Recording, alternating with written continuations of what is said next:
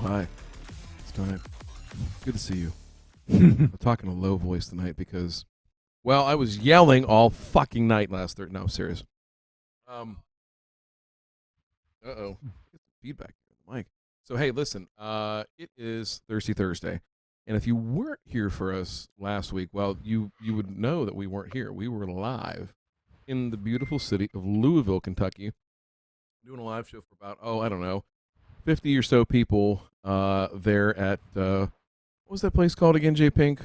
What was the name of it? Gravely Brewing. Great people, awesome folks, and what a weekend. What a week, rather, I should say.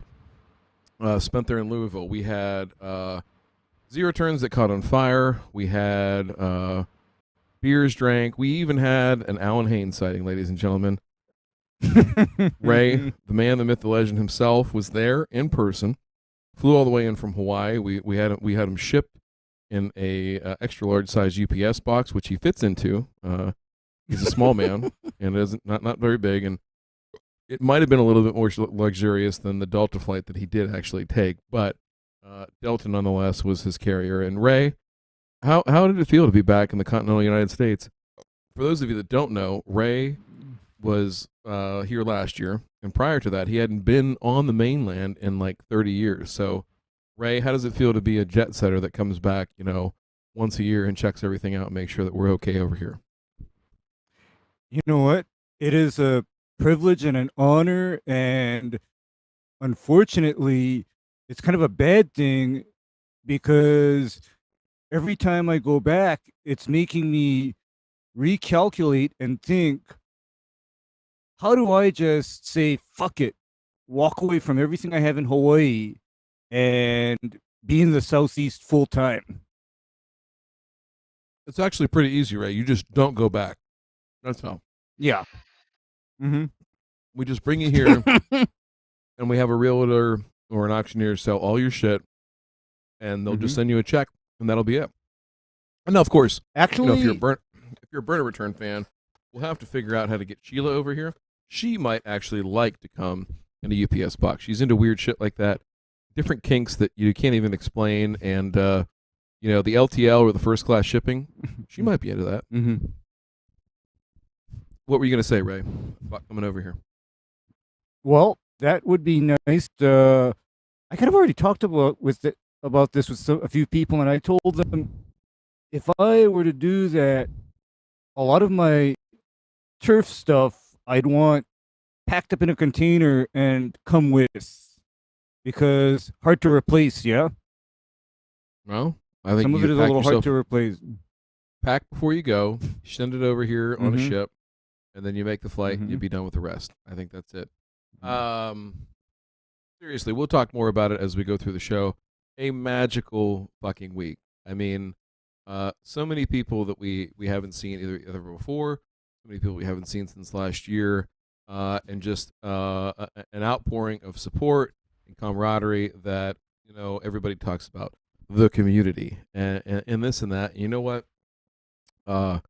We have some of the absolute greatest fans in the world, and I hate saying it like that, like we're rock stars or something like that, but just a tremendous amount of support and respect, and we respect back. Everybody that came showed up. A lot of wives came, Ray.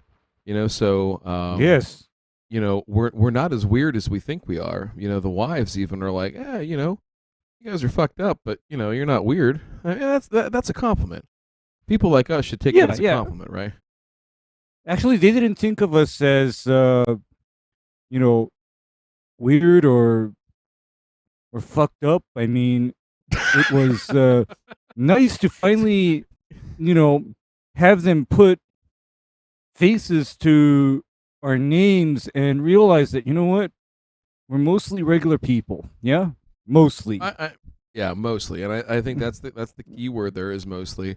And speaking of a mostly regular person, you're probably wondering where Matt is. Matt was able to come up for the show. He was there for the live show on Thursday.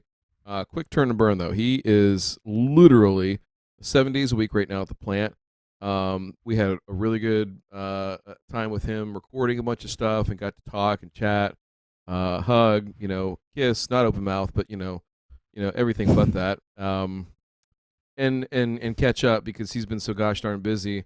And so he intimated to us that he's got a lot of work to get done here. That business is going well for him, and that orders are coming in faster than they had ever anticipated, and the crush of getting stuff done. So we're giving him a ton of grace, and we told him don't worry about it. We've got the show. So for the next several weeks, here probably through the holiday, through Thanksgiving, we'll be rotating through some guest hosts. And tonight, as a seemingly regular individual when you look at him, but as soon as he opens his mouth, he's an absolute fucking weirdo. We have our good friend, Lushy, from Lush Lawns. Lushy, look at this. Trophy With husband. an entrance like that, how can I mean, I just can't mess up. There's nothing I can say wrong. Listen, how do we not transform that shirt from Trophy Husband to Trophy Human Being? That's what I want to know. How do we get that shirt for you? Because you are. He's the light of our life, great. Ray. Yeah, awesome. Hey, when the wife gives you a shirt like this, you wear it. I mean, there's you do. You don't want to second guess it. And I proudly walk around with her while we go out with it. Mm-hmm. So I make her pay probably for giving it to me. That's good. As you should.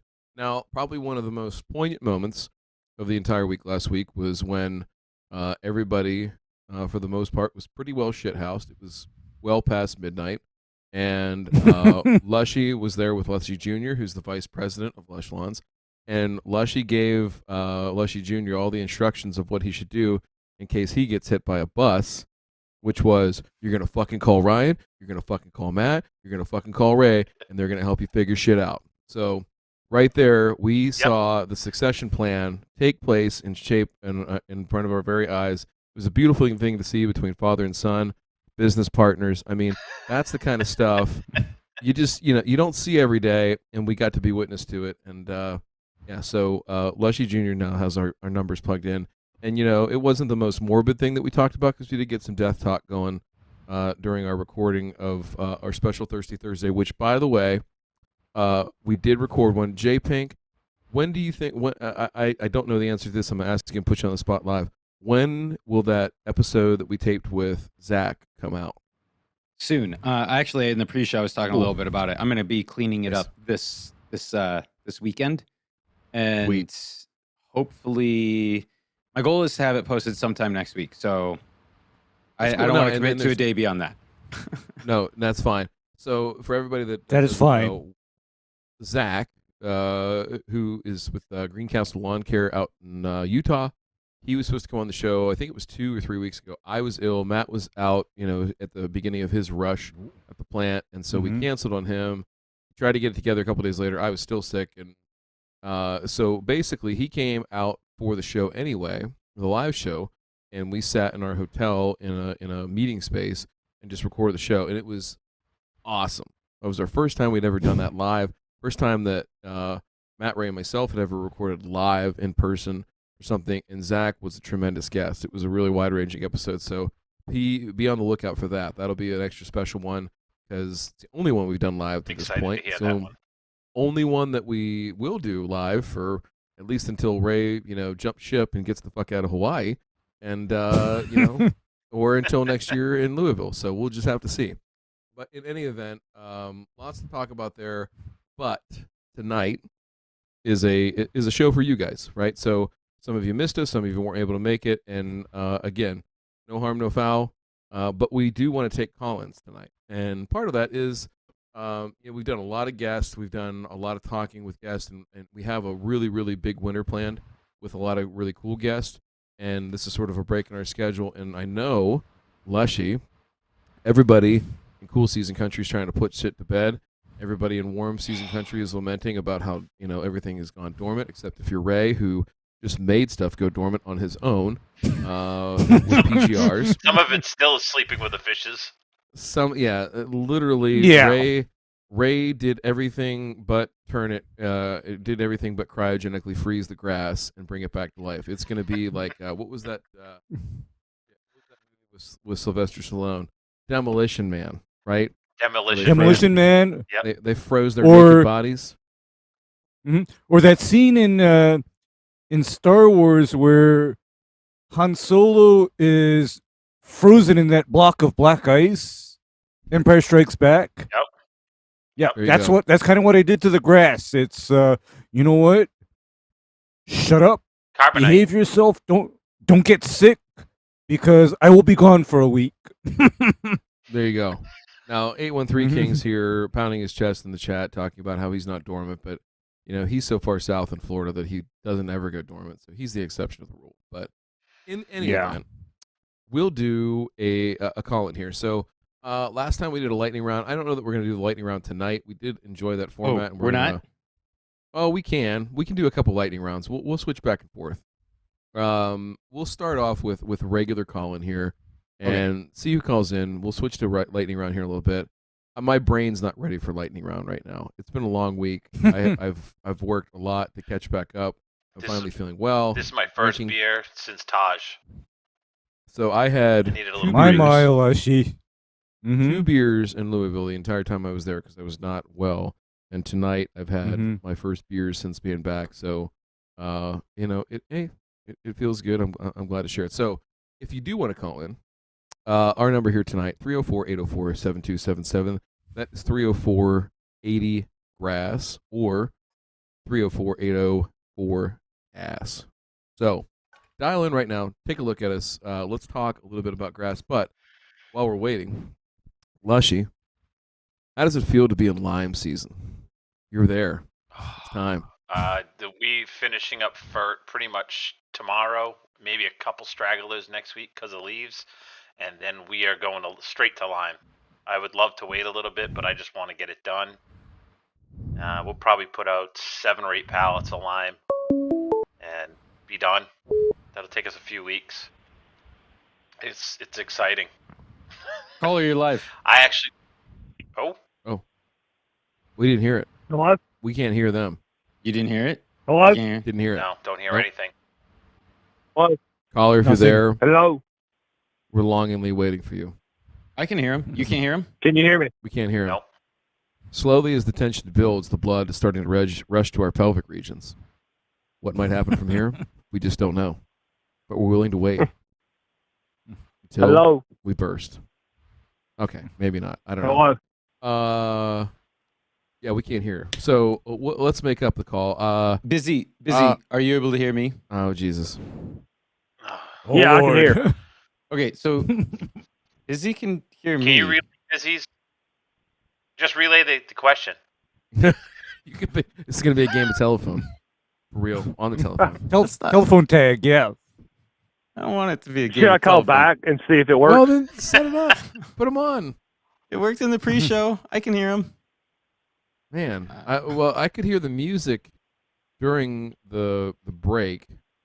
I don't know if that is something switched around on the channels or what. He is. I'm confident. Do you want me to call all back the in YouTube right quick? people- Busy. It's something with the guys. They can't hear you. Everyone else can hear you. I can hear you. The guys just don't want to hear you, I guess. Oh man. Oh, well, it's not even a... It's I mean, that Hang could on. be true, but Oh. it's not. probably... Very much not true. Busy bee. Oh. Okay, so it's... Let's have some great lime talk. There we go. Rhett's There we go. ready for lime. Busy. All right. I think they can hear you now. Can you hear me now? Oh, Yeah. Yes, Can we you hear me now? can. Is this the Yes, we cockmonger? can. Okay, good. Oh, good. All right, so I don't have a question. Let's talk about Smegma. I want to say, personally, fuck you to May. Also, congrats to Aldo. I am glad that we actually got to give out the first Thirsty Thursday Scholarship Award. I hope his parents are proud. We're gonna talk about that here too. Well, let's do that while you're Please here. do. For those of you that don't know, I think we teased it a little bit. We talked about it a little bit, and we pitched some ideas here internally about how to do this. So the way this started was BB called me, Busy Bees called me and said, "Hey, I want to do a golf outing for everybody."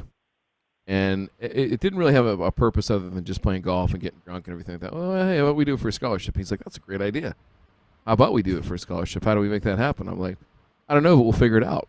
And so in my mind, I started going, well, hey, what if we gave out the Thirsty Thursday scholarship? And again, the whole idea, it's part real, part a gag. The real part of it is that this industry is not getting bigger per se right now in terms of talented people, smart people, educated people all the time. And so we want to put our money where our mouth is, right? We don't want to just sit there and hand out $1,000 bills to landscapers and make YouTube videos about it so we can make ourselves feel better and sleep at night. But that's just not us. We'd rather inspire people to be educated and do better and everything like that. So we went down that route. And then the other part of it was, well, some poor bastard, young or old, is going to have to go tell his family, his guidance counselor, his clergy, whoever, that guess what? I want a scholarship. Oh man, wow, which one? Well, the Thirsty Thursday scholarship, right? So there's the gag part, is that it's not it's not the Rotary Club scholarship or Young Republicans or anything like that. Like, it's straight up it's the Thirsty Thursday scholarship. So we went about this, and the golf outing is still going to happen this spring. Busy Bees is working on it. We're working on it with him. We're trying to figure out something here that's going to be reasonable. You also never text me back. Dude, it's been a busy week catching up. Let me tell you what. Right? I've worked. When you get time, let me know about what I sent you. Maybe this weekend. I've been working 14-hour days. That'll work. Get her back going here after the sickness and after the being in Louisville last week. But anyway, so I pitched the idea a few weeks ago, and Matt and Ray kind of noodled on, add a few things. Jay Pink did too, about how to make it work.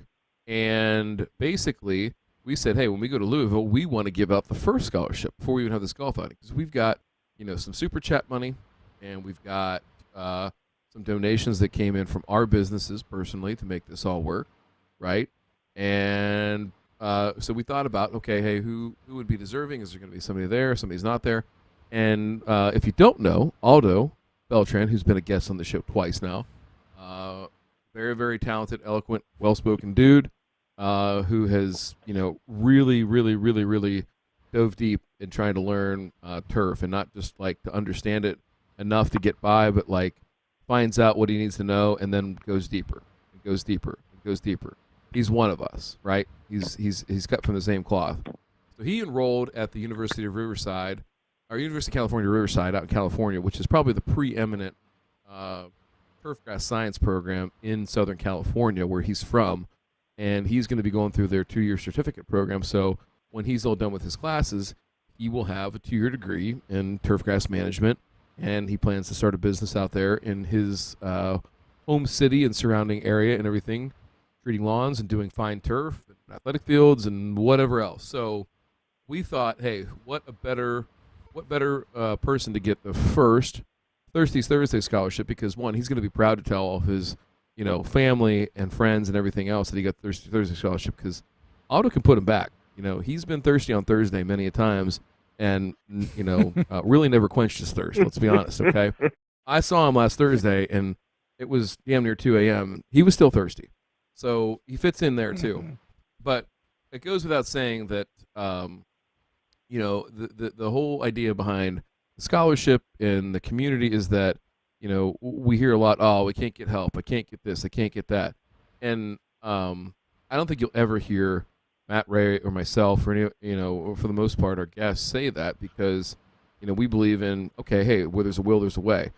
Here's a guy that has put his will behind being in this industry, and taking all the cues that he's been given from really, really smart people, to the point where he is now somebody that you can ask for legitimate advice, and he's able to give it. And I know we've talked about this before, but we go on camera, we go on the forums, we go everywhere, and see him dishing out stuff. And there's others that are just like him too, dishing out stuff, and it's like, geez, that's amazing. From where he was 3 years ago to where he is now, and where he's going to be in 3 more years, is just magical. We're happy to be a part of it, happy to support him, and happy to support whoever's coming down the pike next, because lawn care in particular, golf gets a lot of scholarship money, sports turf gets a lot of scholarship money, lawn care, not so much. And we're big believers in, taking those steps to educate yourself, because no matter what, you can take away business, you can take away equipment, relationships, everything like that. You can't take education away from somebody. You can't take away their smarts and their ability to do their job better and better.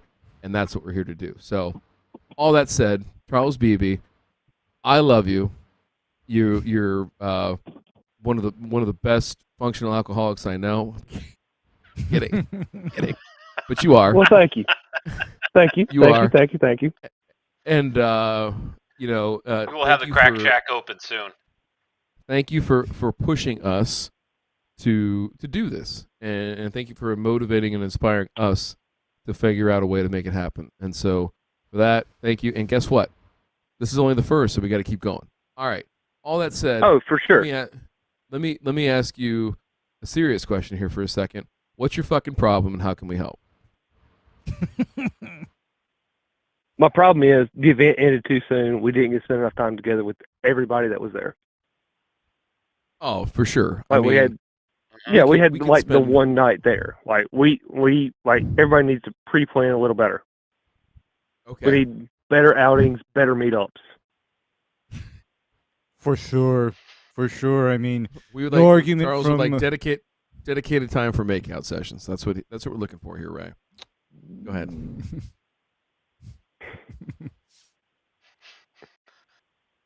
Anyway, all right. I agree. I mean, no open mouth kissing. I mean, yeah, that's weird. But if you make out a little bit, well, heavy petting, no big deal.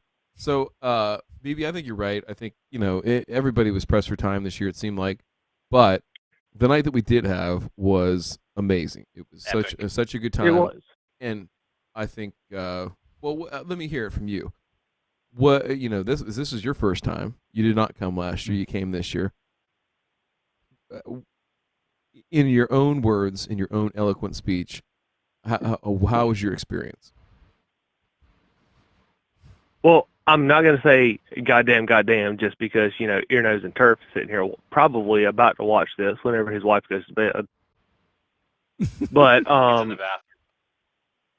I am so happy I got to meet you. I'm happy I got to meet Ray face to face, because me and him have talked countless hours through the night. Me and Lushy have talked. It was finally great to meet Uncle Lushy, the drunk uncle that you wish you had. I finally ran into Matt, the big burly motherfucker.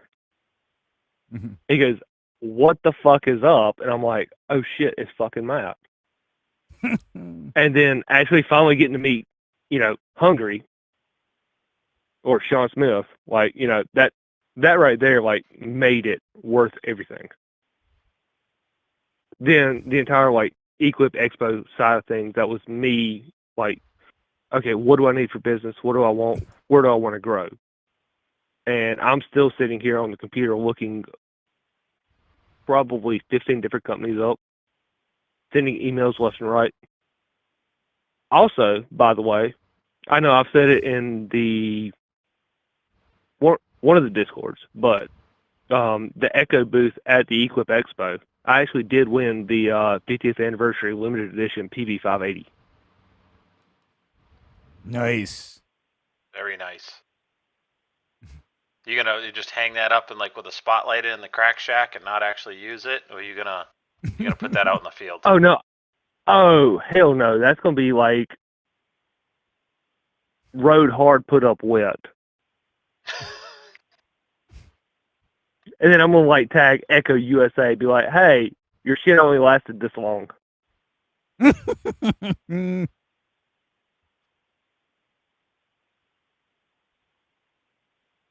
No, I agree. Yep. It was a whirlwind. There was a lot going on. There was a lot to run in, see everybody.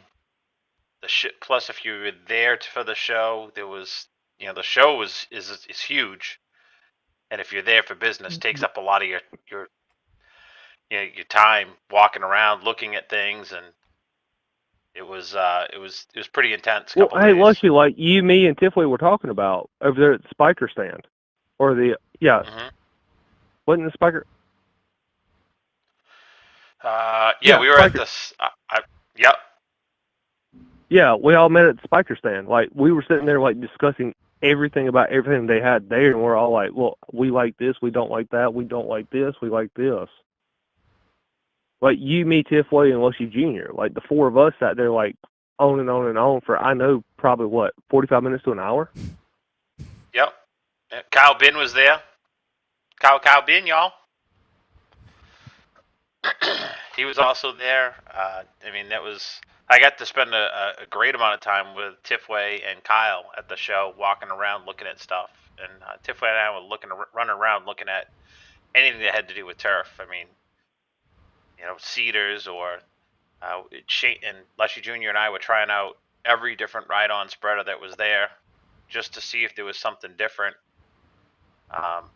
From the spiker where we were before, because I'm looking for, do we want to buy something just for putting out lime because we're trying to put that heavy volume, without driving a sanding truck across someone's lawn.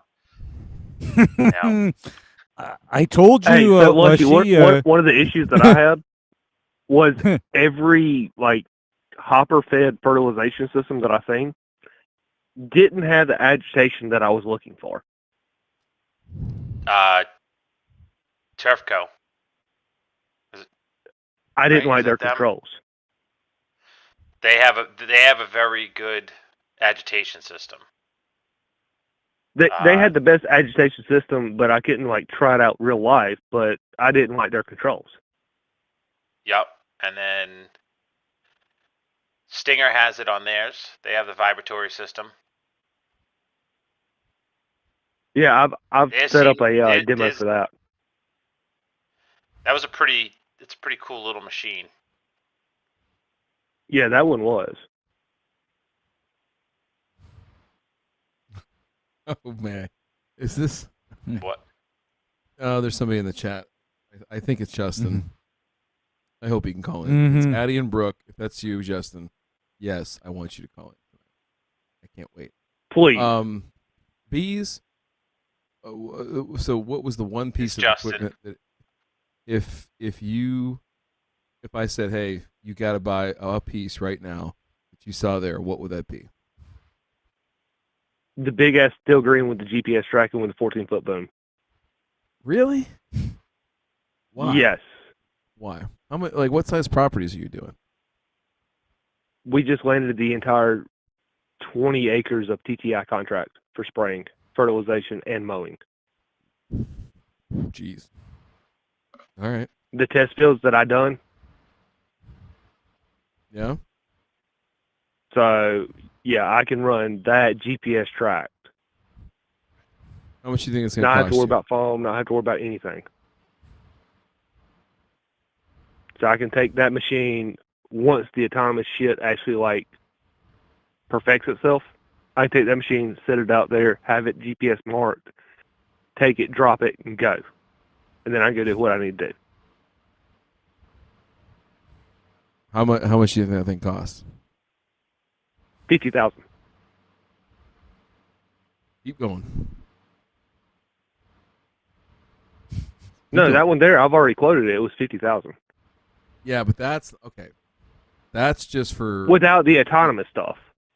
Well, it's not autonomous. It's just that you have individual nozzle control. You can pre-map all your sites. So yeah, you can have 50,000 and have GPS for wayfinding, but you're not going to have signal correction. So listen, buy it. I'll come down there and demo it with you, and maybe I'll buy one too. All right, we'll do a 2-for-1.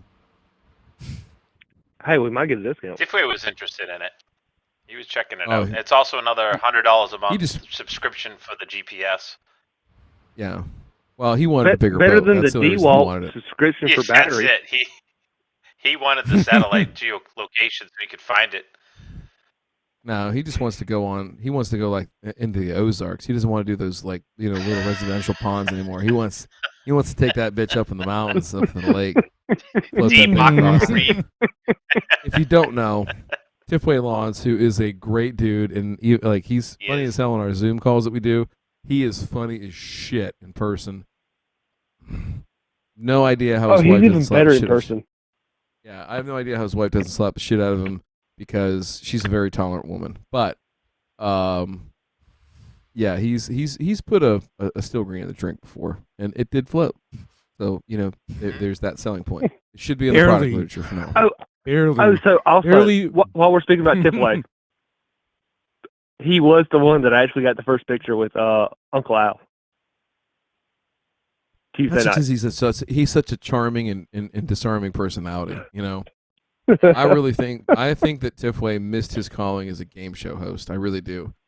He could be like the next Pat Sajak. He's always on. He's got jokes like right there on the tip of his tongue, and it's perfect. So, all right, bees, we're gonna clear the line and let Justin or somebody else call in. But seriously, wonderful to meet you in person. That's fine. I appreciate the time. We love you.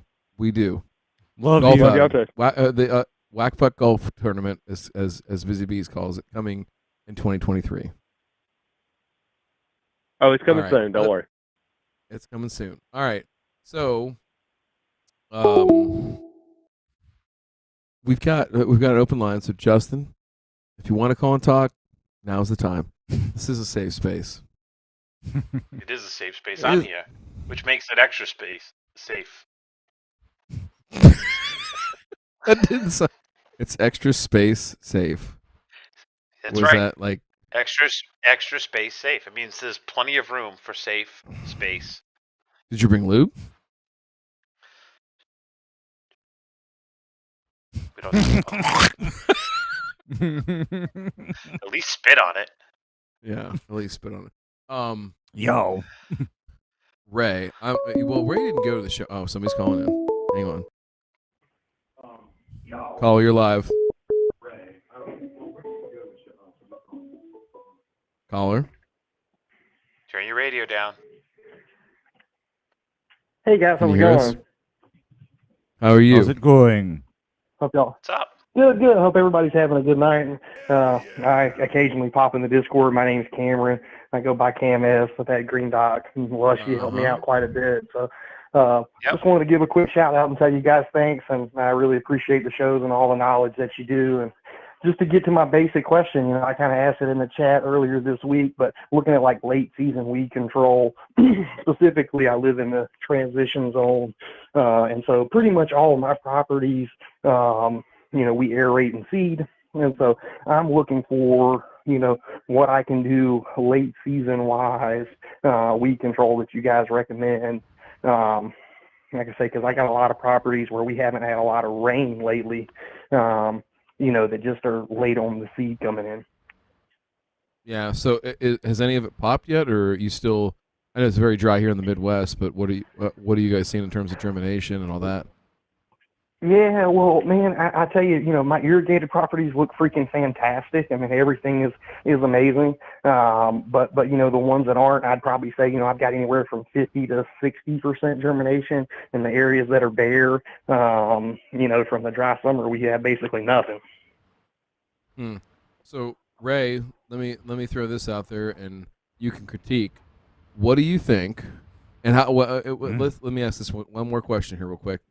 The ones that are unirrigated, particularly, what's the most recent that you've seeded? Like, how many weeks ago was it that you seeded the most recent one? The most recent ones are 3 weeks or 3.5 weeks out, but most of them are about 4.5 weeks. So most of them we did, week of like 19th of September to the 25th. Okay.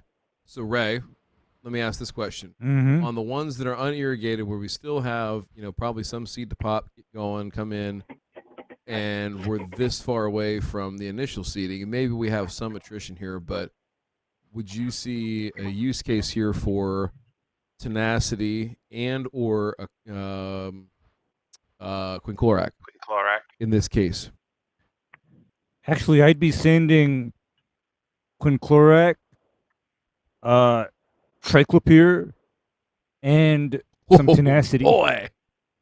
Yeah, I like that. No, that mix works. That mix absolutely works. It works And the very reason well.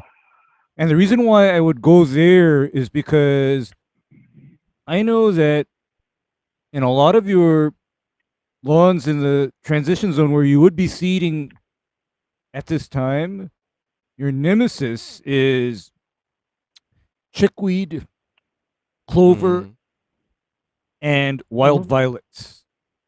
I mean, those are just not your friends. You're gonna do very well with that mix. You're gonna do very well with that. Okay, so hey, would you be willing to, like, share the rates? I think before, when I was looking at triclopyr, I was doing triclopyr in 3-way is what I ran last year. Just the basic, like, Trimec. And I think Lushy and I, we were kind of talking about rates. We were talking about maybe 32 ounces to the acre of triclopyr, and then 1.1 ounces to the 1,000 of 3-way. But what are you talking about for the Quinn mix? And also, I ran Meso my last round at 5 ounces to the acre during seeding time. So you can do it. You can follow up. Yeah. One more time at 5 ounces per acre. Yeah, one more. Go for it. And send it, and then. Go ahead, Ray. 16 ounces of triclopyr if the weeds are small, and then label rate of quinclorac. And label rate for quinclorac, I normally equate that to approximately, I believe, a pound per acre of the dry flowable, and I think 1.45 or 64 ounces per acre of the soluble liquid. Yeah, the accelerate or the quinclorac L, the liquid. I mean, that would be a very all that. Yeah, cue ball or quinclorac 1.5 L. I mean, any one of those, because I'm not beholden to any particular brand because I'm not sponsored. So I can recommend whatever the heck I want and not worry, because to me, my point is do whatever is going to work best for your situation. Yeah. Perfect. And then the very last thing, guys, would you run MSO or surfactant with it, or is that the mix and you're running as is? You could do. I was gonna say, I don't think you just need to. A little bit. You don't have to, because here's a little hint. Triclopyr is normally formulated in either an oil-based solvent of some kind, or else the solvent carrier for like Teflon Ester Ultra is none other than methylated seed oil. So you do have some of that in there already, right? So, but if you wanted to, I would run 0.5% by volume of methylated seed oil in your spray mix, and that will make sure that the quinclorac does its job on all of the violet and clover that you have hanging around, because I'm pretty sure it's kind of disappointing when you go through an overseed, you go through a reno, and then next spring you get the call, what are all these weeds doing in the lawn? So my normal counsel to people is you go ahead and you spray those things out right now before you go dormant. Cam, what are you using to make the applications with? I have like a Ferris rhino, and I put it out at like a 0.5 gallon per K. Okay. And for me, man, with the kind of the way we do square footage down here, like, I'm not pulling a hose. I'm just too damn lazy to sit there and pull a hose, So if it don't go through the ride on it, it ain't going. So, that'll be a big thing for us. Yeah, no problems there. I was gonna say, I think it's a solid plan. Yeah. Perfect. Yeah. Gentlemen, I appreciate it. Thank you very, very much for your time tonight. I really appreciate everything you guys do. You guys are taking my business to the next level, and I really, really appreciate it. That's amazing, man. Well, we're happy to be a part of it, a small part of it. You're doing the work, so keep doing what you're doing, and come on here and ask us questions whenever you need, okay? Yes, sir. Y'all have a great night, man. You too. Or feel free to ask in the Discord, which if you're not a member, I would suggest you sign up. For the price of an airport beer, you too can be a member. I think it's less than airport beer now. I'm pretty sure. I think it is. Yeah, I mean, we used to be, a couple gallons of gas. Now we're like a full, 0.82 gallons of gas. A cup of gas. Caller, you're live. To whom do we have the pleasure of speaking? Hello. Hello. Hello. Hello. Hi, it's TK. TK friends. What's going on? Hey. Nutsedge. It's Captain Nutsedge. It's nuts on the edge. You know, I'm making a whole new comeback. There's a whole there's seriously there's a whole marketing plan waiting for some herbicide manufacturer TK that they're gonna take you up on, and They you're gonna have to quit want your me. day job. They want me, but I belong It- to the grass factor. Like Well- there's no other place I'd rather be. You know, So- Telly told me that, you know, the call in, first of all, I'm supposed to call in about grass, but, you know, from that phenomenal grass convention that I did not get to go to and see the lawnmower get burnt up. You know, I blame Telly. That's Telly's I fault. mean- You wanted to go when we were at dinner. I and he did said want to no. go. I really did want to go. So I was kind of devastated didn't take about you? that. No, he didn't take me. You know he didn't take me to the Oh. dang gone grass convention. That's bullshit. But that's okay. I'm well, going next year. It'll be bigger Me and and better. the wives. So you everybody guys should. listening, you need to bring your wife and girlfriend, and they can just hang out with me. They not really and truly. Don't you agree that we really didn't bother y'all? After y'all bought us drinks, we were good. So, you know, don't fear bringing your wife or your girlfriend, your side piece, your nutsage, whatever you got that you want to bring to the convention next year. Bring them. That's really all I wanted to say. I got off work. You know, Telly's in California doing a strike, so I'm here by myself. But he texted me and he was like, "Oh, they're on the air." I was like, "What? I need to call them." But he did tell me that I only get 2 minutes. I haven't been timing it, but you know, and J Pink, I love you, J Pink. You know, he's my favorite. But I just thought I'd call and tell you guys, hey. I really don't have a question because evidently my grass is brown right now because it's like 30 degrees this morning. So I think I'm good till I guess the spring or something when we gonna do something with it and then it'll be green again, right? Because that's all about the right. rides. It's gonna Okay, be. well it's that's gonna be all I something else. wanted. Love you guys. Hey Ray, how's it going? How's it going, TK? It's fabulous. I'm glad you made it home safe. Did E and T guy make it home safe? That's going to be the next question. But that's for the Discord, Yeah. I guess I just try to figure out how to get in the Discord, and I just want to make sure that everybody had a great time because I did, and it's going to be even bigger and better next year. And I'll let y'all talk about nutsage. Thanks, friends. Bye-bye. Bye. TK kept everybody's nuts on the edge, and let me tell you what. She led the group. She was the team mom of all the wives that were there, and I think we had, 6, 7 in that group. Yeah, it was a 6 or 8. At least 6 or 8. Yeah. Caller, you're live. To whom do we have the pleasure of speaking? Hello. Hello. Hello. Can you hear me? We can hear you. Sure great. can. Do you know who it is? It's it sounds like Ben Worthman. You are correct, sir. Look at Say me. he's All about as loud right. as he is on the Zooms. But hey, how are you, sir? Give me a second. I need to turn off my YouTube because I'm echoing myself. He's echoing the tubes right now. Look out for him. All right. Now, So for we those are of you that live don't know, on the internet. we're live on the internet, and we have the pleasure of speaking to Ben Worthman. Ben is in southeast Michigan, and Ben has a entirely Bentgrass lawn. He's a grass sadist. It's not He does weird exclusively true things. anymore. I have a 55 square foot section of fine fescue that I manage now. Okay, So it's well, part of the neighbor's health strip. oh, that's right. So. That's true. The other part that's a completely separate side piece. We don't mention that in conversation with the family. You know, that's just Yeah. it's not a wise thing to bring Side up.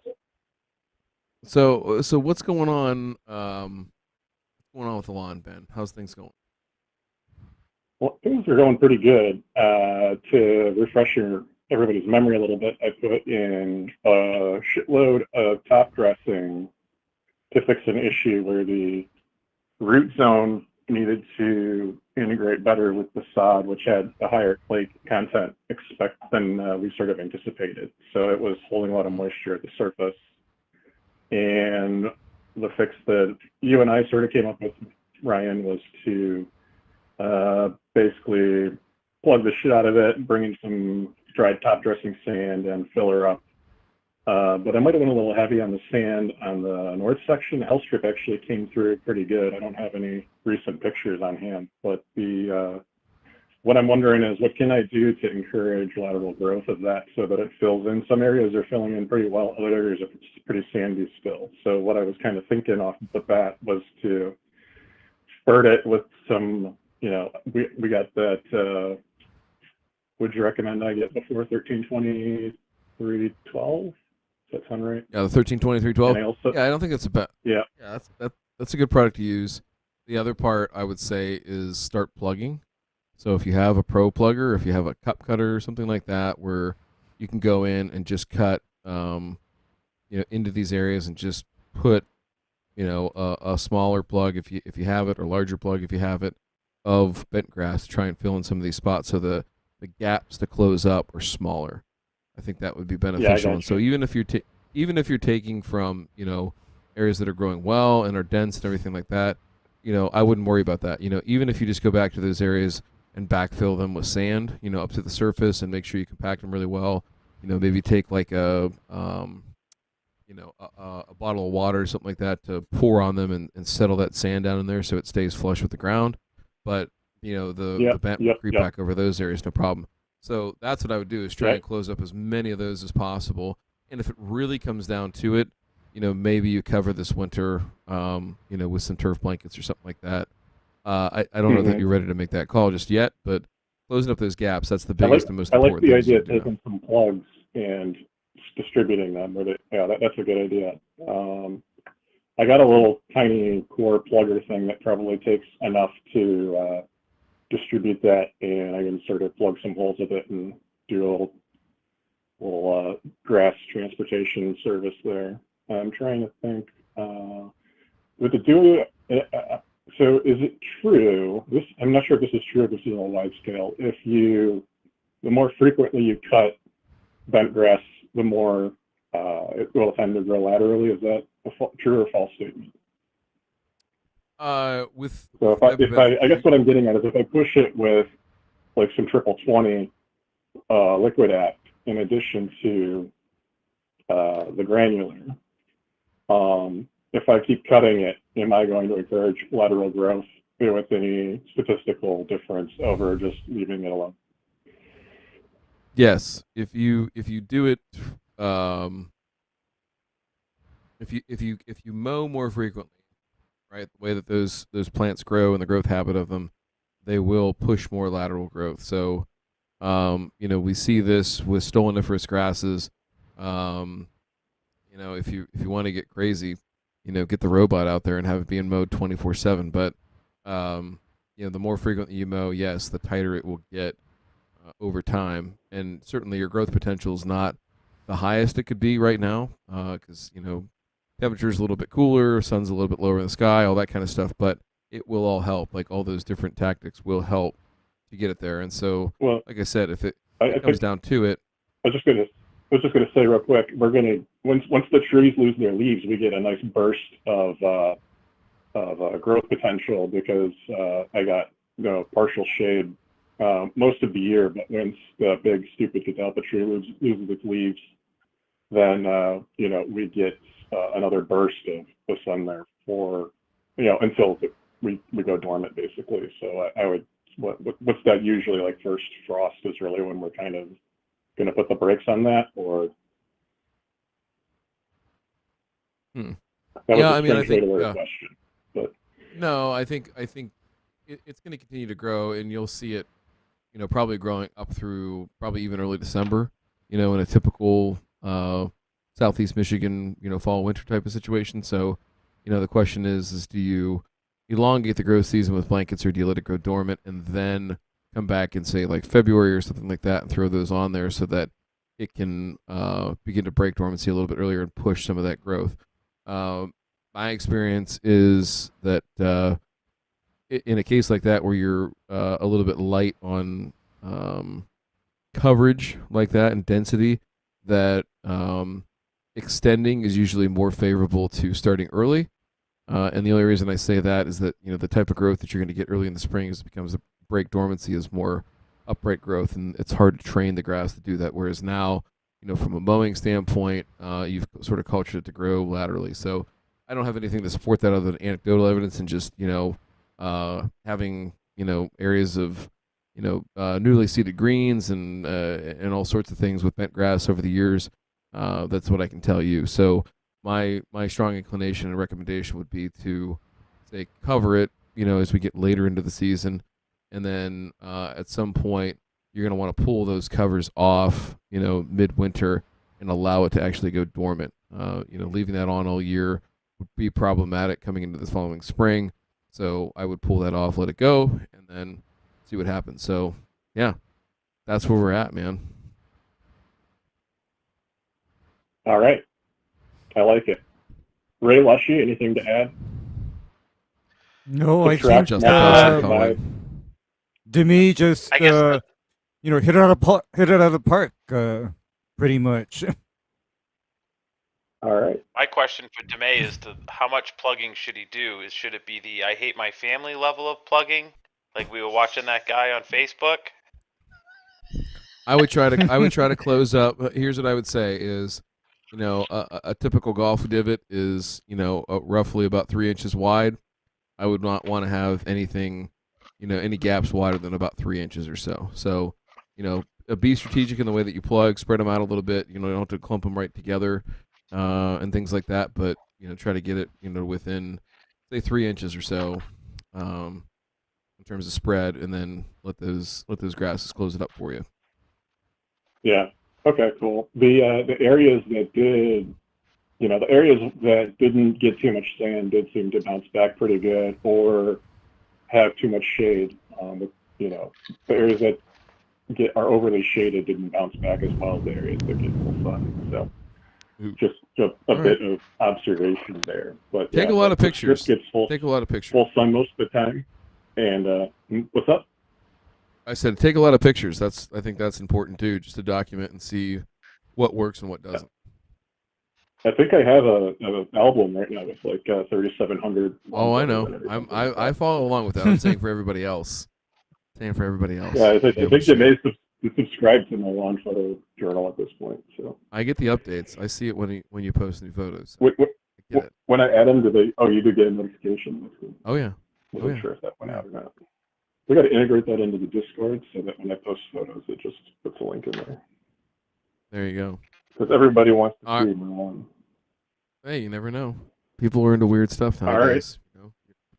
Well, Worth and Pornhub. I think I've taken up enough of your guys' time. I appreciate the advice and everything. I got some stuff I got to get back to, so I will free up the line for the next caller. All right. We love you, Ben. Love you too, guys. Ben. Hey, Ben. Sorry I missed you at Louisville. Next year. I know. Next year. I know, man. Yeah, I know. I'm kind of jobless, so it's hard to justify. But I'm going to be getting. You'll be there next year. Soon here, next month or so. You'll be there next year. All right, man. See you next year. Bye now. See you. Peace. All right. Justin Dawson, this is your chance. Your one chance. Like Eminem said, you only get one shot. Do not miss this chance. I don't know how's the rest of the song go, Leshy. Do not miss this chance to blow. You only get one shot. Opportunity, something, like mom that. spaghetti. Yeah. I don't know. Yeah. You did a pretty good was job hot. there, Demay. I think that's how it goes. You nailed it. Yeah, That's how. it is. I think That's Something, how mom spaghetti. That's how Joe the lawn warrior would have done it if he was doing karaoke tonight at Taj. Because man, I love he Joe, did a but Sweet Caroline. it was okay. That was somebody at the Red Sox game Get that up and had sang. way too many Gansets and then tried to sing Sweet Caroline in the 8th inning. Way too many This is Gansets. true. So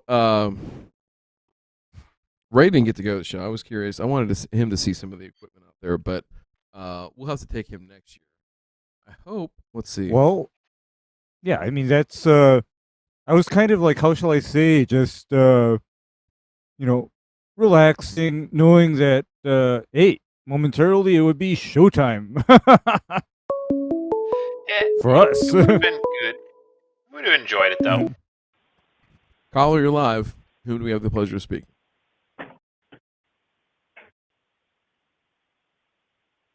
Hello? Hello? Hello? Are you there? Hello? Hello? Hello? Hello? I am. Who's this? Am I calling the right number? Yeah, this Yes, is sir. this is us.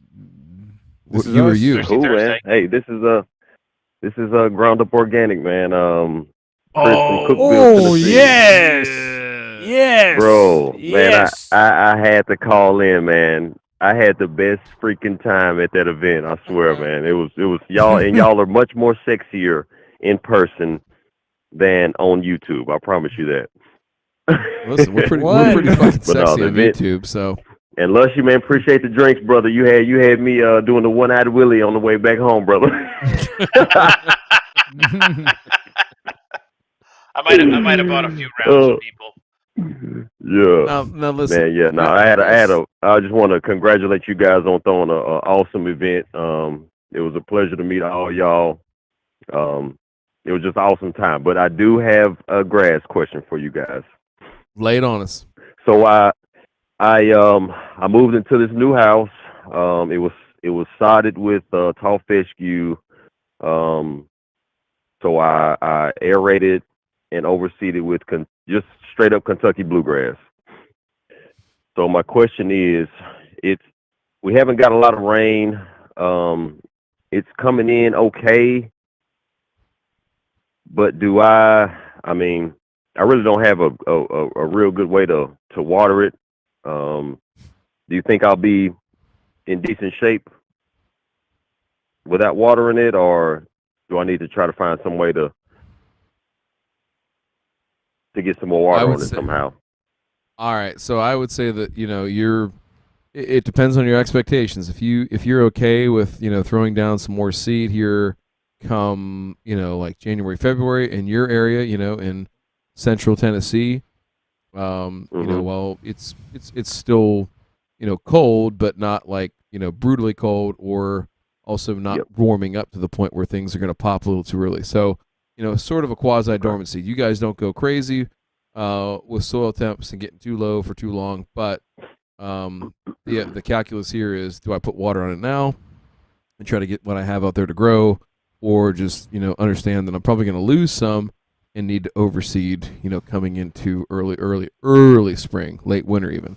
And okay, I don't know. I mean, that's cost. If it's a cost thing, if it's a a time thing of like, man, I don't want to have to drag the hose and the sprinkler all around the yard and do all that BS. So maybe I'm just going to wait and try to go ahead and do some overseeding early on to get that stuff in the ground and get it popping just as soon as it possibly can.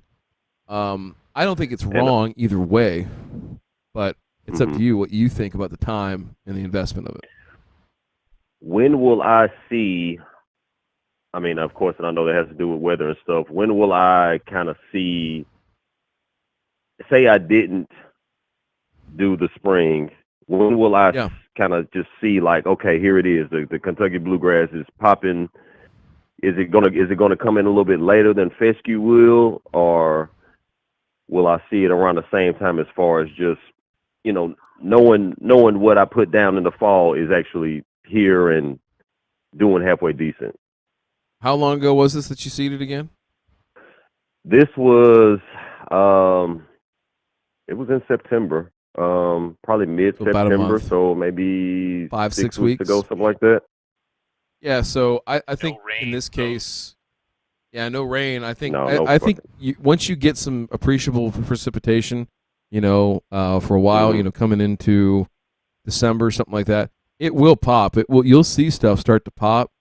In your climate, it's going to survive just fine. It's not going to get so cold that it dies or something like that. So I think you're going to know by first of the year what you got, and then you can make some decisions. If you do nothing with the water, and then at that point, then maybe it's okay. Hey, I need to overseed early, and I also probably need to be prepared to water in the spring just in case this stuff struggles to come up because we have a dry spring or something like that. So I think it's, hoping for the best and preparing for the worst. That's the mode that you should be in right now.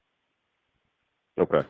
And is there any, of course, these are both cool season grass with the fescue and stuff, of course, but is there any suggestions on fertilization Do I put AMS on it just like I would for fescue here in a couple weeks, or very Yes. soon? And herbicides, Yes. is there anyone I should stay away from compared to fescue? Or are they both about the same? Both about the same on the herbicide piece. I would say let's get it up and get it going here before you make huge fertilizer applications. But if you're 6 weeks out and then you start getting a little bit of rain even, and you can time this up where you put a fertilizer out before you have a nearly sure bed of rain, go ahead and do it. Okay. Just stick with N only. Just stick with the MS for now, assuming everything else is in order. And then as far as herbicides, like what we just talked about with the gentleman in the transition zone, don't be afraid to go with, depending on what you have out there weed-wise, identify what you have and what you're dealing with first. But if you want to do the we're not fucking around mix, then yeah, you're probably, triclopyr 16 fluid ounces to the acre, mesotrione or tenacity at 5 fluid ounces per acre, and then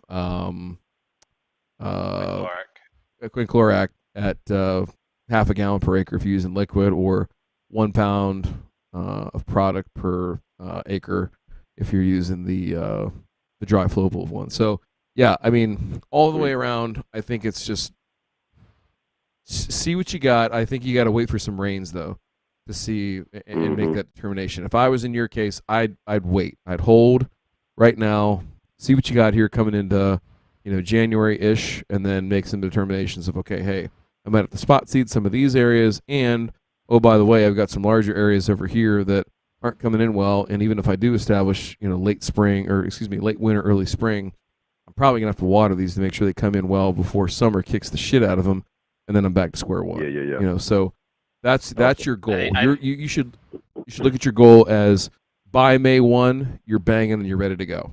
So keep that in the back of your mind that before the shit hits the fan, you're good to go. So yeah. That's how to push it. Awesome, way it man. goes, dude. Well, I appreciate you guys. Ray, Lushy, Matt, y'all are awesome, man. So thank you very much. Can't wait to see you guys again. Y'all have a wonderful night. All right, thanks, Chris. Really great meeting you, man. See you, buddy. All right. Like Jesse B said, right? Toughest thing to do is not to do anything. Oh, totally. Just Ray be says that patient. all the time too. All right, Justin, if you're upset, call in, man. I want to hear how you feel. It's a safe space. You can tell me about it. Yeah. All right. Let's talk. I mean, I have training from a 6 foot plus tall Barbara Walters. Baba. She's still alive? Yeah. Barbara Walters alive? I gotta look. Ah. I don't think she. Well, you usually know Only this, Ray. thing. Yeah, I think she still is. She's alive. She's 93 years old. Holy shit. Yeah, she's 93 years old. Only thing about Barbara Walters that would be a bummer is that you go on and you talk with her, she doesn't hand you a glass of bourbon. That's my only misgiving about the real Barbara Walters. All right. Apparently, she's like in her final days, according to all these gossip columns. She's got dementia. Yeah. Interesting. 93. Oh. Ray, if you had to pick a number, how old would you want to be when you croak? Like, if you could pick and say, I'd like to be to this age, and then, Ray Kevorkian me. I probably want to see You maybe remember when that, I'm Lushy? like 80. Maybe when I'm 80. I'm 80's my number too. I think once I get to that, like, I don't really want to be around anymore. Well, love you my kids, see, love my family, but what am I going to do? Depends on how I other than, feel. No, you see, and Yeah, that all but depends on how I don't feel. want to. I don't want to because- shit a bedpan though. Like, Okay, Well, here's the thing. That's not how is I that- want to be either. So I would be the same That's way. not how I want to be, because you know what? I tell everybody I want to be that old man, kind of like this man that I ran into at a ball game in the 1980s, where here was an old man. He was Japanese, and he was about 5 foot tall, and he was built like a brick shit house. I want to be Jack that LaLanne? guy. Something like Jack LaLanne. And I don't I know. know Carry damn your well. juicer around with him? No, I think Juice he Tiger? did something else. I think he did something else, Lushy. He owned Oriental Okay, I think he massage did- parlors. No, not that. I Well, mean, but Fountain of But Youth. Will then- of Olay? no, Fountain of Youth, exactly. And I'll leave it at that. The Well, Fountain of Youth. That's probably true, but do you want Fountain of Youth like that guy, or do you want to be getting a sponge bath, having your flaccid penis washed by a hot nurse? Who said it'll be flaccid? It'll be right? ready to go. Yeah. All right, caller, you're live. To whom do we have the pleasure of speaking? It's me. Who's you? It's not Justin. No, it's not. It's Paul. Paul Smith. Paul. Smith. All Paul right. Smith. How are you, man? Justin's my code name. Justin, if there was a Canadian Paul Smith, he'd be named Justin Dawson. We can all agree on that. Oh wow. There's no Paul Smiths in Canada. I mean, it's just a fact. Your name there, if you had been born there and your birthright was Canada, you stand on guard for thee, it would be Justin Dawson. That would be your name there. So, hey, what's going on down there in the Carolinas? For those of you who don't know, Paul Smith, award-winning award-winning Yes. applicator, Above and beyond. who literally goes all over the Carolinas and gets his dick ground into the ground as he applies all sorts of different chemicals and fertilizers all over the place. I don't know where the guy is half the time when he calls or texts me. I just know he's somewhere in the two states of North Carolina, South Carolina, generally speaking. That's all I know. So, Paul, secret agent Paul, that's what we should call him, because he could be anywhere. There you James go. Bond of Carolina turf. What's going on tonight? I just want to call in. Finally got through and want to say it was great to meet you guys. That's about all I had. See, listen, he's a man of Finally. few words, And Lushy, but I got a selfie Oh. with Lushy, so that was worth the trip. if you go up to, I'm telling you now, it's only worth something. $5.99. I thought it was a great I was deal. g- if you go up there to the greater Attleboro area in Massachusetts, that picture alone would be worth several $100s. Anywhere else in the country, you could probably give it away. But Loshi has the number one male over 40 OnlyFans in Attleboro. That's a true story. That's right. Okay. Yep. So I if have you go up 6 there to sell it, subscribers. and yeah, So I and can nobody find it. wants to. Nobody wants his sewed underwear. It's weird. These people all want him to send like his toenail clippings. It's a fucked up thing, but we don't ask It questions. is what it is. So What I do anyway, for $30 a month. hey, it's better than working the stage like you did in your 20s and having one stuck in your ass crack, all right? So That's right. It's my business. Paul, after it touches your ass crack, you're damn right it's your business and your money. Don't give it to me. Now, Paul, it was a good time meeting up with you. Paul wants to be on the show. great to He might actually be on our first, and I haven't talked about with J Pink. We've got several people that feel like, hey, I could talk, but I don't know if I can fill up a show. There's more than one of you, Paul, and I think what we might do is like a panel show where we get 2 or 3 guests, right? And we'll kind of bounce things off. It'll be Put the most disappointing up first. I'll go first. I'll be the most disappointing.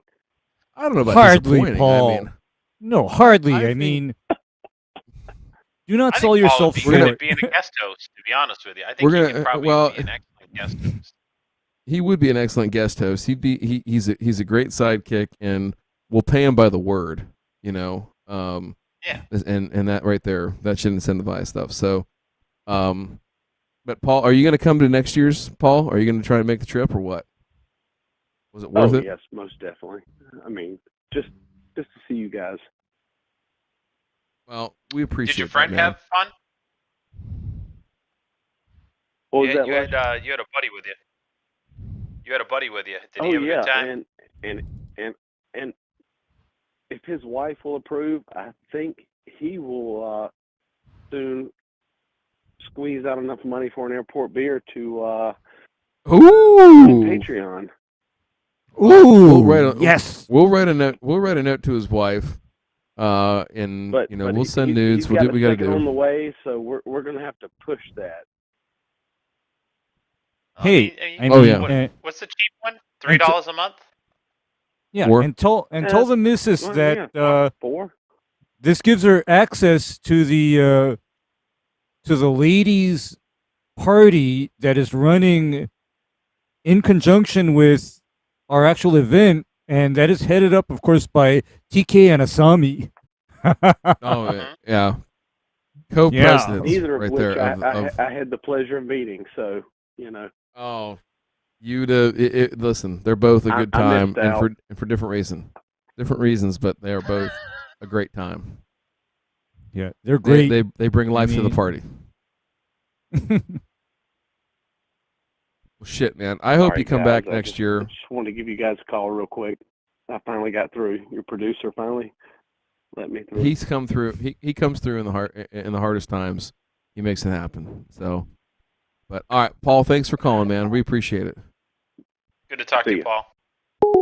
Nice to talk to you again. Yeah.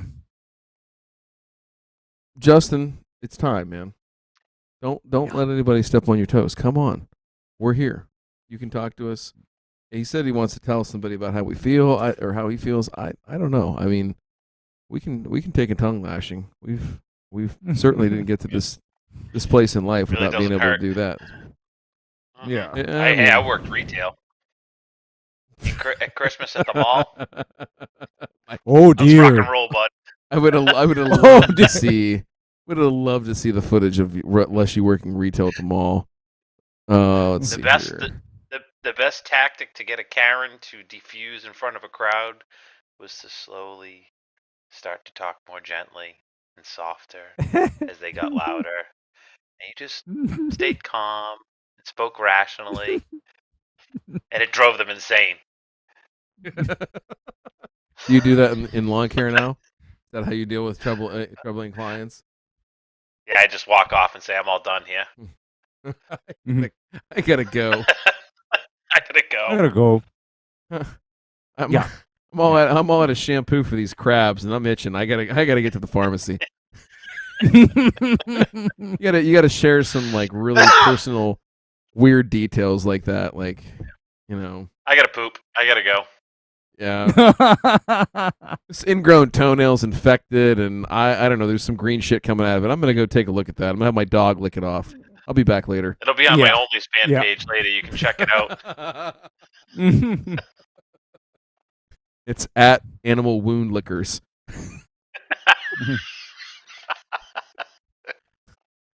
People are watching this like, what the fuck are these guys talking about? Justin, are you gonna call in or not? Is he still here? No. Let me see if he's still here. No, I think he left. Poor guy. Come on. Dang it. Is he like dead in that Uber that I left him in, or? No, we saw him the next call night. in. I was worried about him. I will call in after this gentleman. Where is he at? And it's Addie. Hang on. Let me tag him. It's Addie and Brooke. This is your chance. Eminem says to call in. Yeah, so anyway, the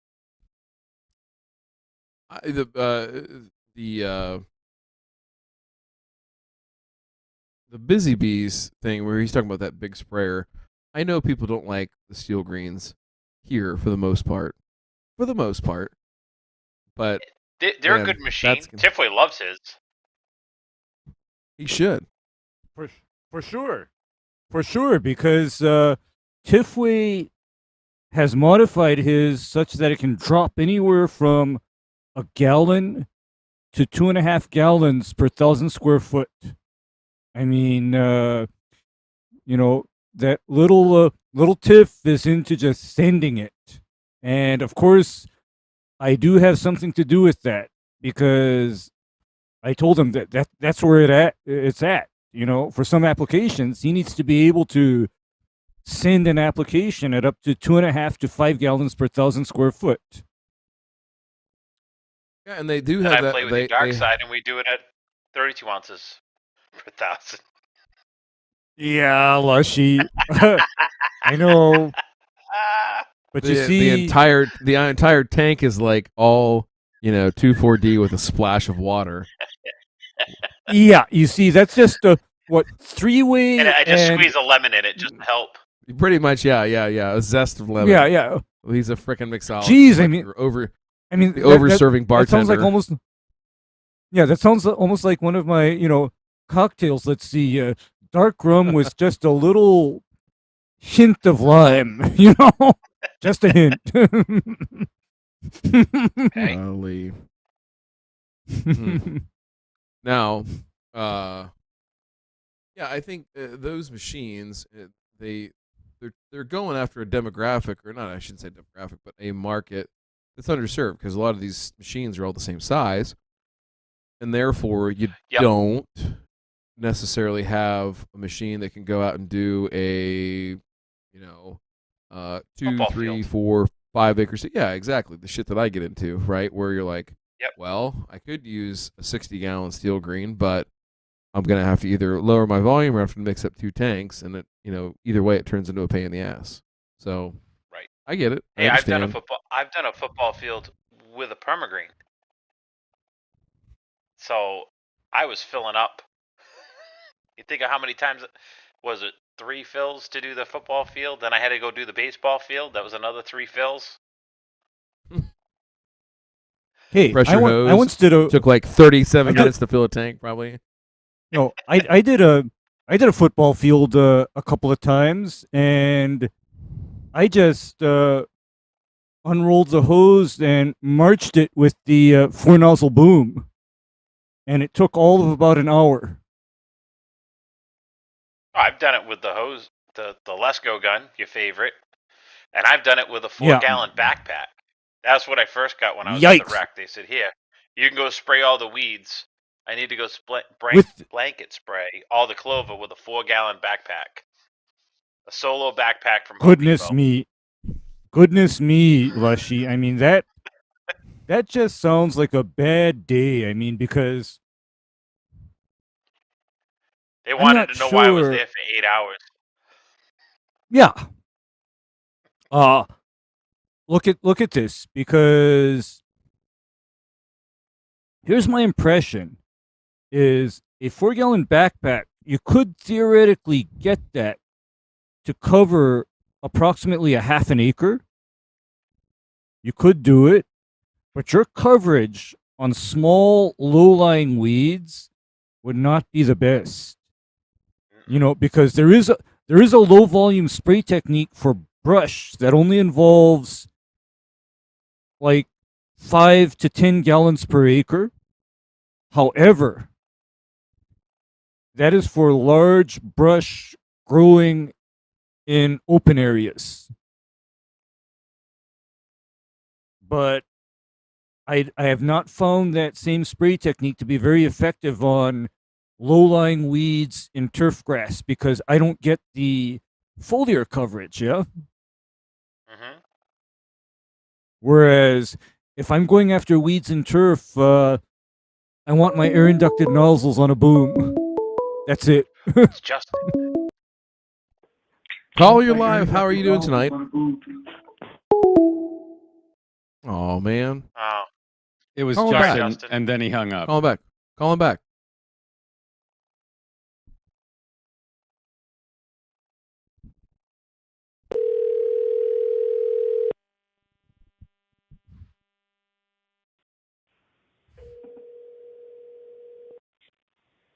What's up, man? How's it going, boys? Hey. Boys, we're living. How are you? Are you feeling doing very good? well. How you guys doing? Hanging in. Hey, can you turn your computer or cell phone or whatever you got do down? It's echoing back hardcore. Hey, hold on. Not a problem. Stand by. Hold on. Stand by. All right, hold on. sorry to disappoint people. I don't want to think I was a pussy or whatever, because all these guys in the chat are sitting there saying this and that and whatever else have you.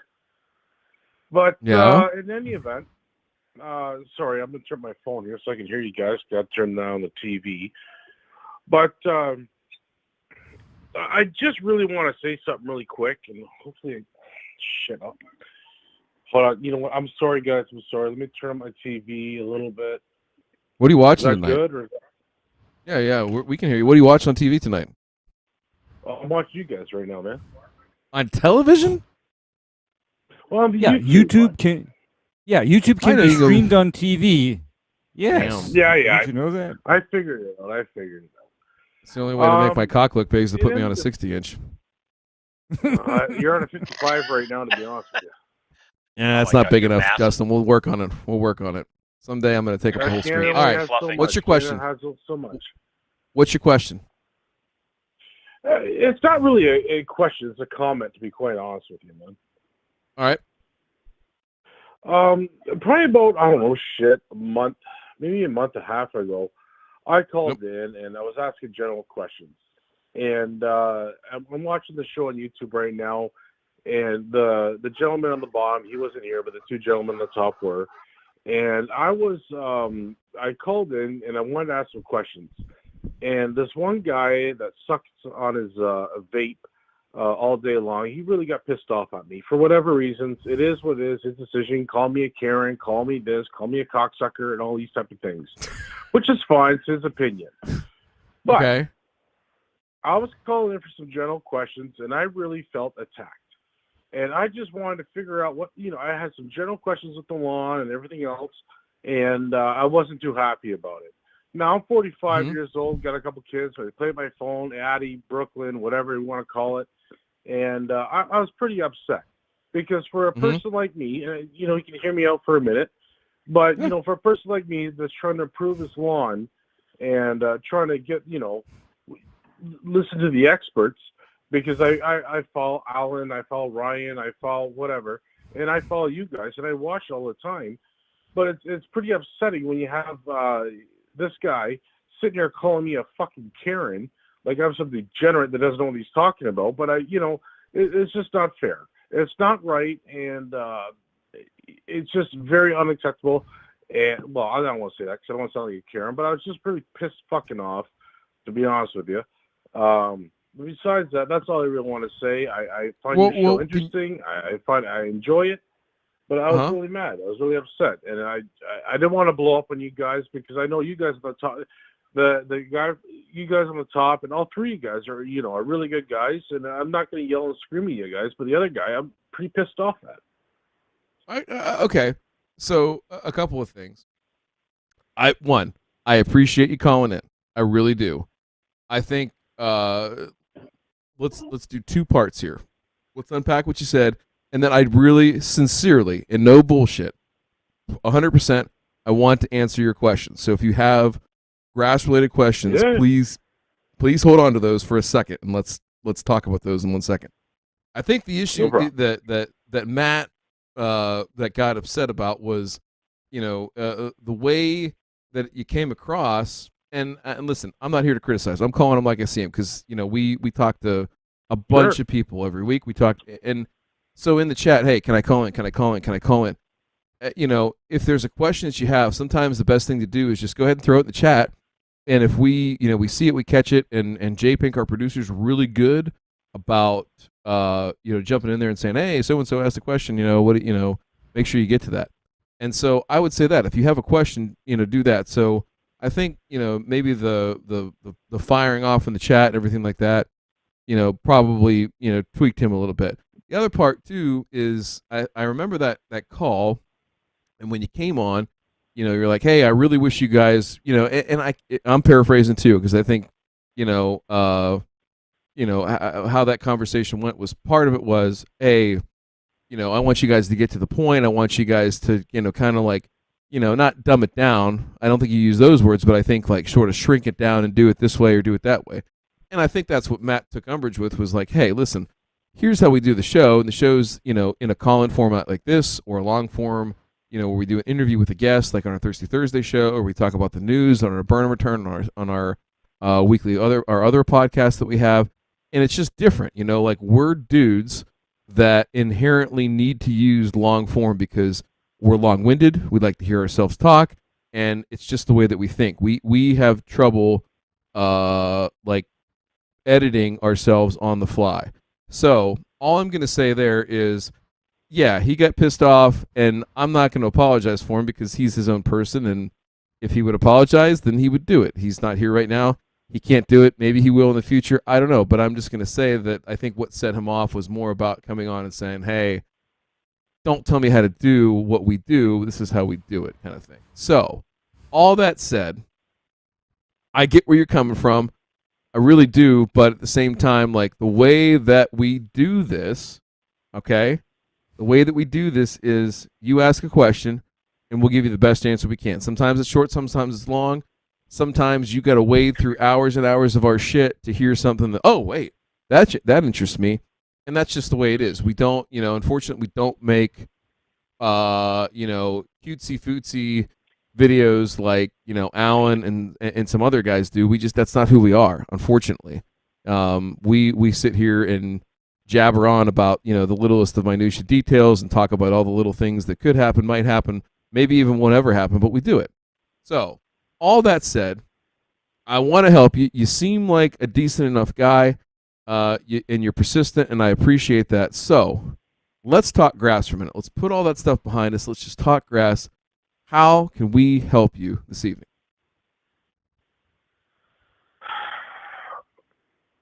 To be quite honest with you, man, no disrespect or nothing, but I'm really upset.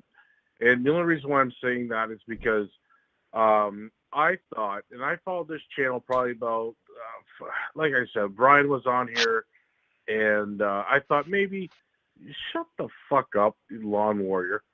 I thought maybe this was kind of like a home type of improvement type, you know what I mean? Trying to get through your shit and help people out and general questions and stuff like that. And it just seems like maybe I'm in the wrong zone. Maybe I'm asking, I know you're the great, you guys are that's why I followed it, because Ryan was on. I was like, you know what, I'm going to listen to you guys and talk to you, try and engage in all these conversations, but it just seems like I'm out of the loop, because every person that calls in, it seems like a buddy or a pal or a friend or everything like this. And here I am, excuse me, as a homeowner, just trying to ask general questions. And every time I call in or ask questions, I feel like I'm an asshole. Like I'm the fucking new guy in class. And, I'm just trying to figure out my property and my lot. And it just sucks. Like, it just sucks. So listen. So I'm giving the opportunity.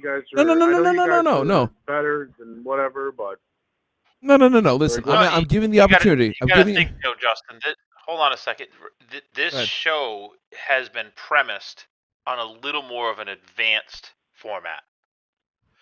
This is a show, and not from me, but from the other three hosts, to expand your knowledge beyond the average Joe Blow, Home Depot, or even just maybe even what like Alan's selling, which is just a program like, hey, here's a soil test. It'll tell you what to apply, when to apply it, and that's what you do.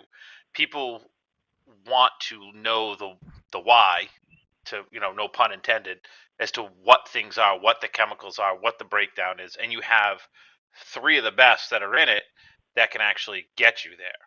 So, and I'm not trying to pick a fight. I'm just telling you that this is a show, when this first started and it was just Matt, that I used to sit and watch, and I was actually intimidated to even write in the chat a question because I didn't know how to phrase my question properly, and it took years to get to be able to even ask the correct question, to then call in. It took time. There would be shows that I would literally watch and then go and research what his answer was, because I didn't know what he meant. So sometimes it can be like Ryan was saying, it can be a very long-winded answer for what you're asking. Sometimes it's not just a simple, you need product A or B. They want to know what the root of the problem is to get you to the correct path. Without any strings attached to any sales. Yeah, and I think that's one thing too, Justin, is that we're not trying to sell anything. We're not trying to shove anything down your throat. It may be like some other folks are. I'm not saying everybody's like that, but the other part is not necessarily like, hey, we need to impose our will and be smarter than you. It's just to say, okay, here's all the things that could go wrong, and here's how we try and deal with those, and then here's what it would look like if it goes 100% right or mostly right. And I think part of that, and the reason that we do that is, this is an experiential learning thing. You're a homeowner, right? So you learn through doing. You watch something on YouTube of, how to, fix drywall or how to install an outlet or something like that. Like, you can watch that all you want, but until you do it, do you ever feel 100% confident? Probably not, right? And I think that's what we try to do, is instill confidence that, hey, this might go wrong. This might go wrong. And I mean, it's just everyday part of life, right? Anytime you do something new or something you maybe think you're not good at, you're always wondering what could go wrong, what could I fuck up, and what are the consequences. We try to talk through all that stuff, right? We try to make sure that those things are front and center, so that, not because we're trying to talk somebody out of something, but so that they have, full information to decide on what their best course of action is. Because the bottom line is this, is that those people are on their property, their lawn, just like you're talking about. You're on your property, your lawn. You're trying to learn how to make it better, right? And without us being there or being on site, we're trying to go through all the possible scenarios that might come about. So it's not that we're trying to talk down to you. It's not that we're trying to be, self-aggrandizing pricks or anything like that. It's just the way, and through whatever, universal force has brought the three of us together, we've found each other. And Ray's in Hawaii, I'm in Ohio, and Matt's in Tennessee, and we're all three the same fucked up, neurotic person when it comes to growing grass, and we want people to be better at it. We do. We genuinely do. And the thing that we love about it is we love to fucking learn. And I'll tell you what, and part of the reason that we do the show, and especially the call-in shows most especially, is that we love being put on the spot. And we love trying to learn and get a little bit better, because somebody's situation that they have is far different than anything else that we may have encountered before. And it's an opportunity for us to learn and think outside the box. So when you call into the show, I want you to ask questions. I understand why you're upset. I'm asking you to, and I'm not saying this as, hey, you need to man up and stop being a pussy, or I'm not saying that. I'm saying I'm asking you to please get over that, and if you want to learn something here, I am more than happy to help you. More than happy. Seriously, no bullshit. So if you have a question now, and if you don't want to ask now, if you're still upset and you don't want to talk right now, I get it, dude. Totally fine. Not going to push you. I'm just saying, if you want to learn something, come here and ask, and we will do our best. We will give our good faith effort to answer your question about your lawn, because we do it all day long on our Discord. We do it every week here on the show, on YouTube. And the reason that we do it is because we fucking love what we do. And, regardless of what's been said, what's been done, I'm saying that's water under the bridge for me. No harm, no foul here. And if you want to talk turf, I'm here. I have no problems with any of you guys. None of them. The right lawn warrior can suck my cock. But besides that, no. He's got to fly up the tree, you guys at all. None. All right. Lawn warrior, do you have a passport? I'm kidding. I like giving Lawn Warrior shit too. He's a goofball. He needs to be given a little bit of shit. Yeah, he needs to be given a lot of shit. All right. What's your question? I want you. He has to go all the way back down his throat and gag a little bit, because I don't give a shit. Really? Like a little tonsil tickler, huh? Yeah. Yeah. Well, it depends if it's a Tuesday or not. What happens on Tuesday? You taking the dick pills on Tuesday? All right, let's hear the questions. I don't want no more dick pill questions. All right, lay it on me. Lay it on me. No. Lay it on me. What's your question?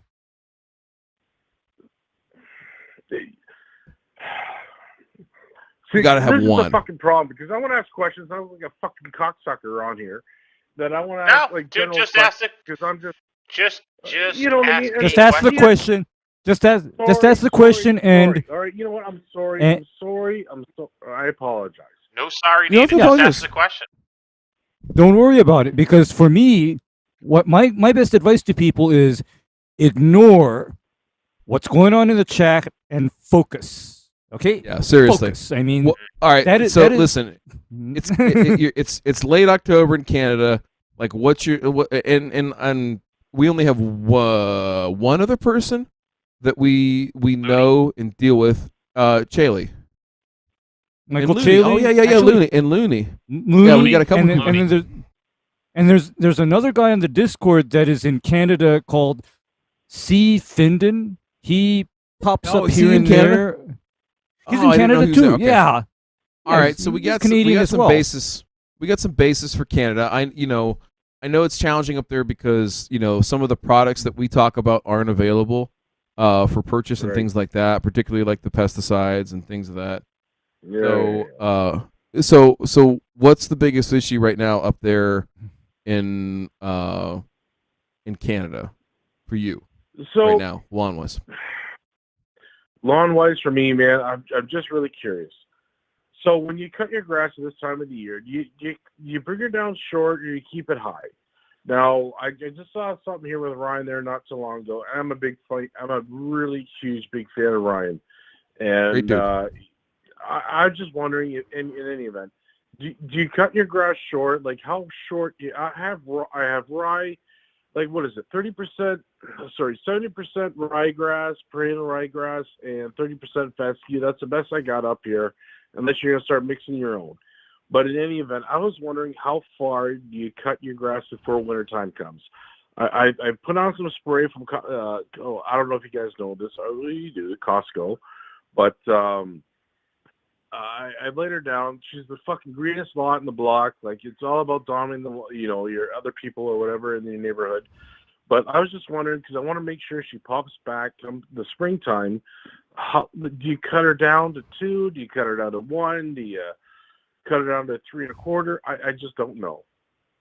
What do you? So what do you normally cut it at? Yeah. What's your normal? What's your maintenance height? Yeah, what's your maintenance height of cut? I go for 4. I go for 4 because but I cut I work from home and stuff, so I cut my lawn probably about 3 or 4 times a week. I'm just degenerate, but because I don't want it to kind of that when you have that leaf that kind of falls down a little bit, I want it to pop up straight. But man, I have so many fucking questions. But in any event, I just don't know coming in the wintertime. Do I right now? I'm cutting right now at 3. Do I bring her down? Do I not bring her down? So okay, let's talk here for real talk here for a second. If you were at normally 4 and you're at 3 now, I'd leave it there. You're right. Like what you're talking about floppy leaves and leaves laying down, everything like that. We describe that as texture, right? The texture of the grass. So the texture is real floppy, or the texture is real upright, or it's somewhere in between, right? And you're right. You want to have a more upright texture going into the wintertime. I absolutely agree. Yeah. Especially in your climate. Do you get a lot of snow in the winter? And how long, if you do get snow, do you get a lot of snow cover that sticks around for a long time? It all depends, right? And the weather, like the weather pattern and stuff. Like I'm right beside Michigan, and maybe 8 hours from Chicago. So okay. So you get some lake effect, is what you're saying, and it could melt, it might not. Okay, right on. So in that case, then you definitely want to have upright growth because, any of those leaves laying over are going to be more predisposed to disease like snow mold, things like that. Okay, so all that being said, the other thing that you got to balance this out with, right, is the amount of leaf area, right? So just think about the surface of the leaves and how much there is, right? So I'm going to hold up my hand, right? So let's say this is your grass at 4 inches, right? That's all the leaf area I have. Well, now I shrink myself down. I go down to 3 inches. Now I go down to 2 inches. Well, guess what? All this area right here is what my hand uses to take up the sun that's going to make food inside the plant through photosynthesis, right? So if I shrink that down from 4 to 3, I just cut that area down by 25% that the plant has to make food. If I go from 4 down to 2, I just cut it by 50%. And that's a lot. And especially in a key time like this, your plants right now, your grass plants, ryegrass, bluegrass, whatever you have cool season, is using as much of that sun, and the sun's getting lower in the sky, so the energy's not quite as much. It's using that to make as much food as it can to grow roots as deep as it possibly can right now. It's the peak time in the entire 12 months. Sorry to interrupt. Yep. But isn't there Yep. like a 1 inch or like a quarter-inch rule or something like that at all? Like you're not supposed to cut off the leaves so much because if Third not, rule. Thinking of the it hurts. 1/3 rule. Like I start my Third birds rule. like every 6 weeks and stuff. Third rule, I don't and know. You don't know what? And let me Sorry, kind go of cut. And let me just stop you there because the third rule was come up with under a very specific context. Yep. And do you know what that context is? No. Non-irrigated, minimally maintained, cool season grass mowed with a rotary mower. There you go. Because I can tell you right now that I break that 1/3 rule all day long. Okay? So I break it's it. But why? But why? Why? Why? Sorry to interrupt. Why? Go ahead, Ray. Go ahead, Ray. Why? I'll tell you why. It's because I am maintaining the turf grass basically thin and short because I don't want grass that gets tall and then falls over. I don't want grass that gets so dense that it holds excessive moisture in its canopy. I want it shorter so that it dries out when it needs to dry out and it doesn't fall over when I try to mow it.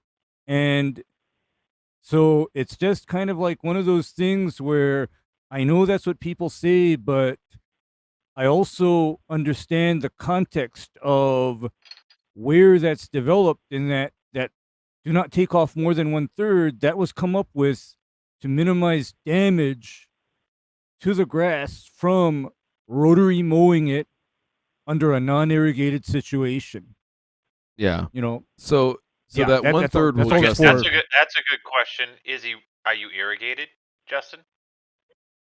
I mean, I don't think you're using Yeah. it now if you are. But, Yeah. Oh, Okay. you have. Oh, Yeah, you have an yeah. irrigation Yeah, system. you Okay, are. cool. Okay. Yeah, and I was you're gonna say now irrigated.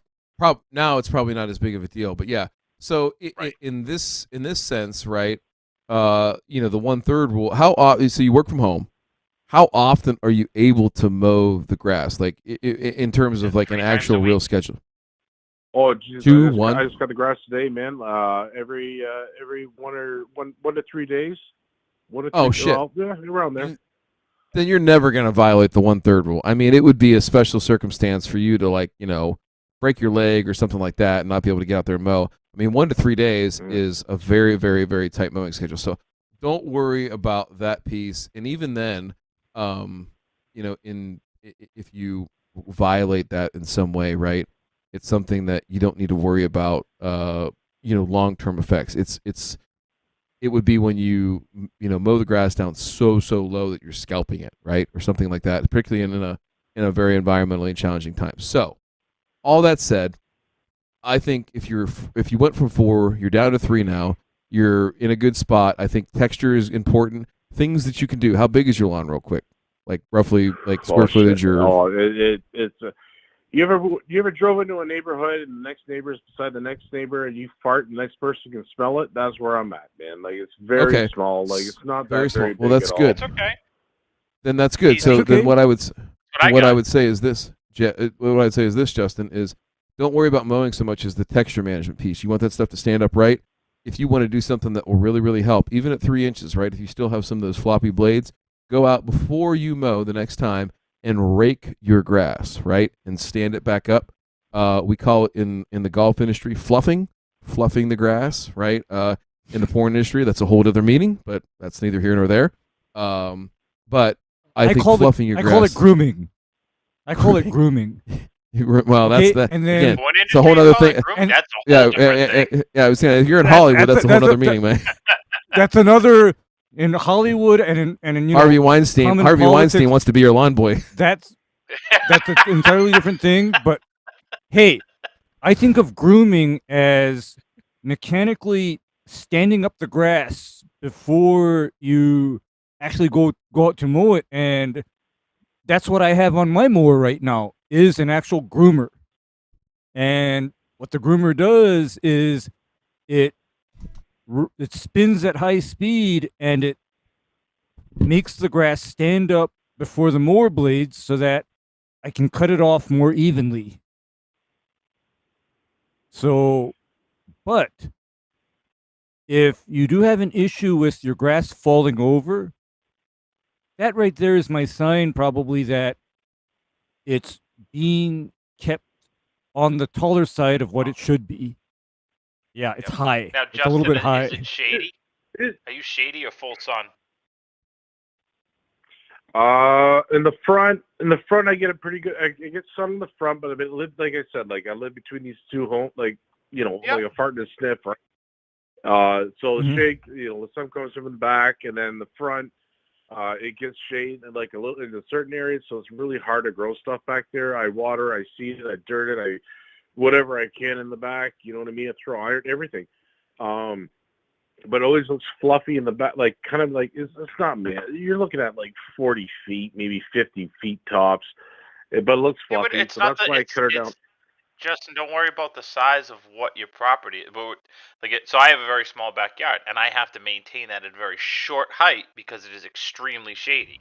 If I try to grow it out at a 3-inch height, it just flops over, and just because the grass doesn't have the strength to stand up, I have to keep it at sub 2 for it to look tall, nice and tight and thick. The front, I can go 4 inches all day because it's full sun. I can grow whatever I want out there, and it'll be nice and tall and stand up and look great. So that's what we're asking. We're trying to.